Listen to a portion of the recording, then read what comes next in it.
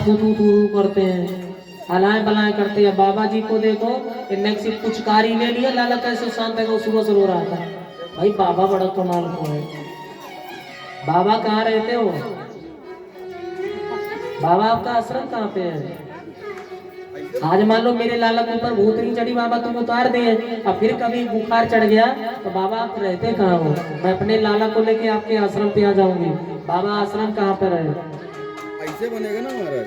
बोले बाबा, बोले भैया अभी तुम्हारे लाला के पैर का बुखार उतरा है, सिर का बुखार सिर पे बैठा है, और एक बार अपने लाला के चेहरे का दर्शन करा दे, जीवन भर के लिए उसके ऊपर कभी अलान बलान चढ़ेगी नहीं, चेहरा दिखा दे बस।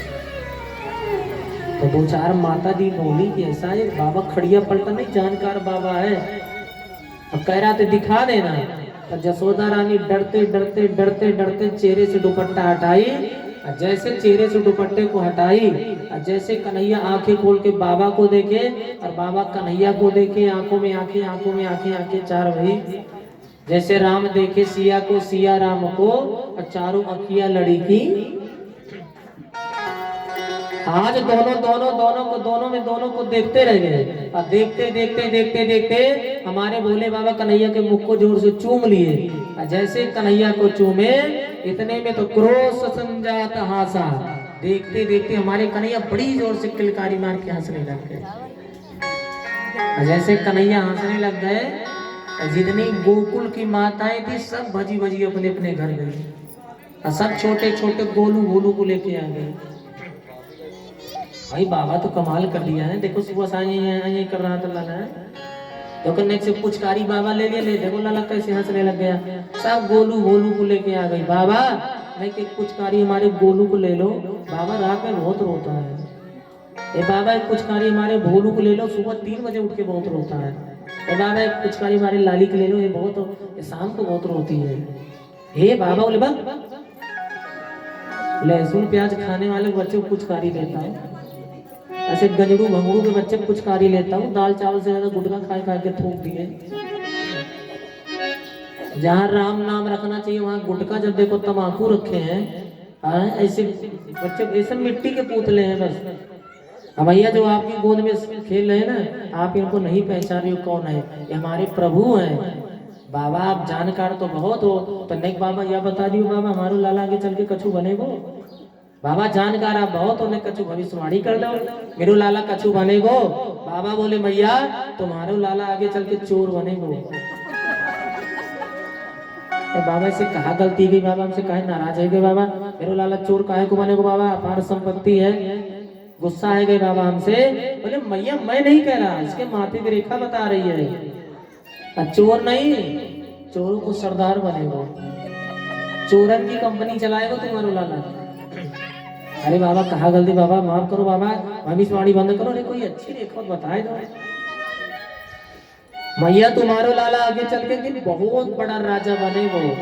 जसोदा रानी बोली बाबा अपनी भविष्यवाणी बंद करो, बुढ़ापे में लाला भयो है, 9 लाख गौ माता है, अपार संपत्ति है, और यह संपत्ति को देख रेख करने वालों मोकू बारियां चाहिए, मक्खन मिश्री खाने वालों चाहिए, बासी खाने वालों चाहिए, हमो राजा ना चाहिए।